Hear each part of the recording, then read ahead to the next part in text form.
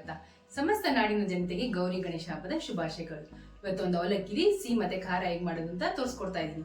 ಬನ್ನಿ ಹೇಗ್ ಮಾಡೋದು ನೋಡೋಣ. ಒಂದು ಪ್ಯಾನ್ ತಗೊಂಡಿದೀನಿ, ಇದಕ್ಕೆ 1 ಟೇಬಲ್ ಸ್ಪೂನ್ ತುಪ್ಪ ಹಾಕೊಂತಾ ಇದೀನಿ.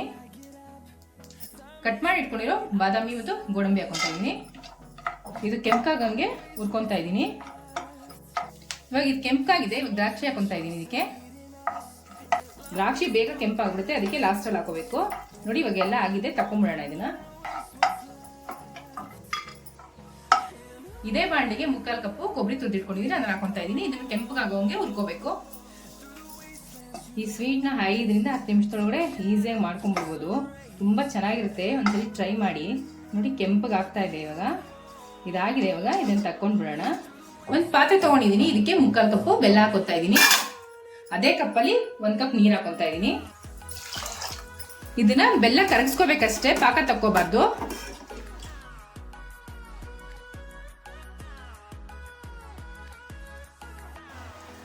ನೋಡಿ ಬೆಲ್ಲ ಕರಗ್ತಾ ಇದೆ. ಒಂದು ಕುದಿ ಬಂದ್ಮೇಲೆ ಸ್ಟವ್ ಆಫ್ ಮಾಡ್ಕೊಂಡ್ಬಿಡೋಣ. ಬೆಲ್ಲ ನೀರಲ್ಲಿ ಕರಗಿದ್ರೆ ಸಾಕು. ನೋಡಿ ಕುದೀತಾ ಇದೆ ಚೆನ್ನಾಗಿ. ಇವಾಗ ಸ್ಟವ್ ಆಫ್ ಮಾಡ್ಕೊಂಡ್ಬಿಡೋಣ. ಇವಾಗ ಒಂದು ತಟ್ಟೆ ಮುಚ್ಚಿಟ್ಕೊಂಡು ಸೈಡ್ಗೆ ಇಟ್ಬಿಡೋಣ. ಇವಾಗ ಅದೇ ಪ್ಯಾನ್ಗೆ 2 ಟೇಬಲ್ ಸ್ಪೂನ್ ತುಪ್ಪ ಹಾಕೊಂತಾ ಇದೀನಿ. 2 ಕಪ್ ಪೇಪರ್ ಅವಲಕ್ಕಿ ಹಾಕೊಂತಾ ಇದೀನಿ. ಅವಲಕ್ಕಿನೂ ತುಪ್ಪ ನೀಟಾಗಿ ಹೊಂದ್ಕೋಬೇಕು, ಆ ತರ ಫ್ರೈ ಮಾಡ್ಕೋಬೇಕು. ಅವಲಕ್ಕಿ ಚೆನ್ನಾಗಿ ಕ್ರಿಸ್ಪಿಯಾಗಿ ಫ್ರೈ ಆಗಿದೆ. ನೋಡಿ ಇಷ್ಟು ಕ್ರಿಸ್ಪಿ ಆಗಿದೆ. ಇವಾಗ ಕರಗಿಸಿ ಇಟ್ಕೊಂಡಿದ್ವಲ್ಲ ಬೆಲ್ಲನ ಹಾಕೊಂಡ್ಬಿಡೋಣ ಇದಕ್ಕೆ.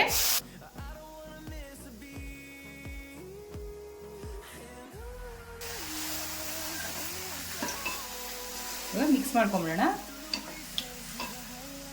ಅವಲಕ್ಕಿನೂ ಬೆಲ್ಲ ಚೆನ್ನಾಗಿ ಹೊಂದ್ಕೊಳ್ಳೋಂಗೆ 1 2ರಿಂದ 3 ನಿಮಿಷ ಬೇಯಿಸ್ಕೊಂತಾ ಇದೀನಿ ಇದನ್ನ. ಅವಲಕ್ಕಿ ಬೆಲ್ಲದ ಜೊತೆ ಚೆನ್ನಾಗಿ ಹೊಂದ್ಕೊಂಡಿದೆ. ಇವಾಗ ಹುರಿದಿಟ್ಕೊಂಡಿದ್ವಲ್ಲ ಕೊಬ್ಬಿನ, ಅದನ್ನ ಹಾಕೊಂತಾ ಇದೀನಿ. ದ್ರಾಕ್ಷಿ ಗೋಡಂಬಿ ಬಾದಾಮಿನೂ ಹಾಕೊಂತಾ ಇದೀನಿ. ಸ್ವಲ್ಪ ಏಲಕ್ಕಿ ಪುಡಿ,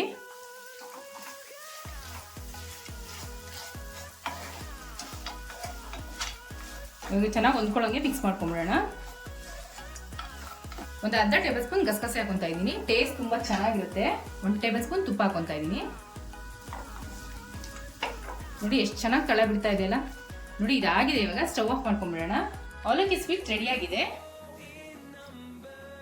ತುಂಬಾ ಸಾಫ್ಟ್ ಆಗಿರುತ್ತೆ, ತುಂಬಾ ಟೇಸ್ಟಿಯಾಗಿರುತ್ತೆ. ಅವಲಕ್ಕಿಲಿ ಸ್ವೀಟ್ ಮಾಡೋದು ನೋಡಿದ್ರಲ್ಲ, ಇವಾಗ ಅದೇ ಅವಲಕ್ಕಿಲಿ ಖಾರದ ಅವಲಕ್ಕಿ ಹೇಗೆ ಮಾಡೋದು ಅಂತ ನೋಡೋಣ ಬನ್ನಿ. ಒಂದು ಬಾಣಲಿ ಇಟ್ಕೊಂಡಿದೀನಿ, ಇದಕ್ಕೆ 1 2 ಟೇಬಲ್ ಸ್ಪೂನ್ ಎಣ್ಣೆ ಹಾಕೊಂತಾ ಇದೀನಿ. ಎಣ್ಣೆ ಕಾದಿದೆ, ಇವಾಗ ಸಾಸಿವೆ ಹಾಕೊಂತಾ ಇದೀನಿ. ಒಂದ್ ಸ್ವಲ್ಪ ಕಡಲೆಕಾಯಿ ಬೀಜ ಹಾಕೊಂತಾ ಇದೀನಿ. ಕಡಲೆಕಾಯಿ ಬೀಜನ ಸ್ವಲ್ಪ ಕೆಂಪಗಾಗಂಗೆ ಹುರ್ಕೊಂಡ್ಬಿಡೋಣ. ನಮ್ ಕಡೆ ಈಗ ಅವಲಕ್ಕಿನ ಉಪ್ಪು ಕರಿ ಅಂತ ಕರಿತೀವಿ. ನೀವ್ ಯಾವತ್ತಾದ್ರೂ ಮಾಡಿದೀರಾ ಅಂತ ಒಂದ್ಸರಿ ನಂಗೆ ಕಮೆಂಟ್ ಮಾಡಿ ತಿಳಿಸಿ. ನೀವೇನಂತ ಕರಿತೀರಾ ಅಂತಾನು ಕಮೆಂಟ್ ಮಾಡಿ ತಿಳಿಸಿ. ನೋಡಿ ಕಡಲೆಕಾಯಿ ಬೀಜ ಕೆಂಪಾಗಿದೆ. ಒಂದ್ ಸ್ವಲ್ಪ ಹುರ್ಗಡ್ಲೆ ಹಾಕೊಂತಾ ಇದೀನಿ, ಸ್ವಲ್ಪ ಉದ್ದಿನ ಬೇಳೆ. ಇದನ್ನ ಸ್ವಲ್ಪ ಕೆಂಪಗೆ ಮಾಡ್ಕೊಂಡ್ಬಿಡೋಣ. ಇದು ಈವ್ನಿಂಗ್ ಸ್ನ್ಯಾಕ್ಸ್ಗೂ ತುಂಬಾ ಚೆನ್ನಾಗಿರುತ್ತೆ, ಈಸಿಯಾಗಿ ಮಾಡ್ಕೊಂಡ್ಬಿಡ್ಬೋದು. ನೋಡಿ ಇವಾಗ ಕೆಂಪಗಾಗಿದೆ. ಸ್ವಲ್ಪ ಬ್ಯಾಡಗಿ ಮೆಣಸಿನ್ಕಾಯಿ ಹಾಕೊಂತಾ ಇದೀನಿ. 1 2 ಹಸಿಮೆಣಸಿನ್ಕಾಯಿ ಕಟ್ ಮಾಡ್ಕೊಂಡು ಹಾಕೊಂತಾ ಇದೀನಿ. ಒಂದ್ ಸ್ವಲ್ಪ ಕರಿಬೇವು ಹಾಕೊಂತಾ ಇದೀನಿ.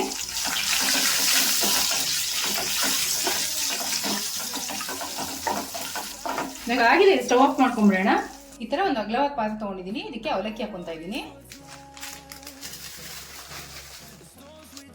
ರುಚಿಗೆ ತಕ್ಕಷ್ಟು ಉಪ್ಪು ಹಾಕೊಂತಾ ಇದೀನಿ. ಸ್ವಲ್ಪ ಸಕ್ಕರೆ, ಒಗ್ಗರಣೆ ಮಾಡಿ ಇಟ್ಕೊಂಡಿದ್ವಲ್ಲ ಅದನ್ನ ಹಾಕೋತಾ ಇದೀನಿ.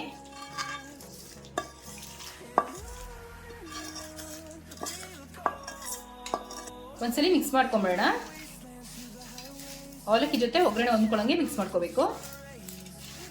ಟೇಸ್ಟ್ ಅಂತೂ ತುಂಬಾ ಚೆನ್ನಾಗಿರುತ್ತೆ. ಕಾಫಿ ಜೊತೆ, ಟೀ ಜೊತೆ ಅಂತೂ ಒಳ್ಳೆ ಕಾಂಬಿನೇಷನು. ನೋಡಿ ಚೆನ್ನಾಗಿ ಮಿಕ್ಸ್ ಮಾಡ್ಕೊಂಡಾದ್ಮೇಲೆ ತೆಂಗಿನಕಾಯಿ ತುರಿದಿಟ್ಕೊಂಡಿದೀನಿ, ಅದನ್ನ ಹಾಕೊಂತಾ ಇದೀನಿ. ಅದು ಅವಾಗ ಹೊಡೆದು ಕಾಯಿನ ತುರ್ದಾಕೋದ್ರಿಂದ ತುಂಬಾ ಚೆನ್ನಾಗಿರುತ್ತೆ ಟೇಸ್ಟು. ಒಂದು ಸ್ವಲ್ಪ ನೀರು ಚಿಮುಕ್ಸ್ಕೋಬೇಕು. ಅದು ನೀಟಾಗಿ ಹೊಂದ್ಕೋಬೇಕಲ್ಲ, ಅದಕ್ಕೆ ಸ್ವಲ್ಪ ಸಾಫ್ಟ್ ಆದರೆ ಸಾಕು. ಅವಲಕ್ಕಿ ತುಂಬ ಸಾಫ್ಟು ಆಗಬಾರ್ದು. ಸಿಹಿ ಮತ್ತು ಖಾರದ ಅವಲಕ್ಕಿ ರೆಡಿಯಾಗಿದೆ. ಟ್ರೈ ಮಾಡ್ಬಿಟ್ಟು ಹೇಗಿತ್ತು ಅಂತ ಕಮೆಂಟ್ ಬಾಕ್ಸಲ್ಲಿ ತಿಳಿಸಿ. Thanks for watching our video.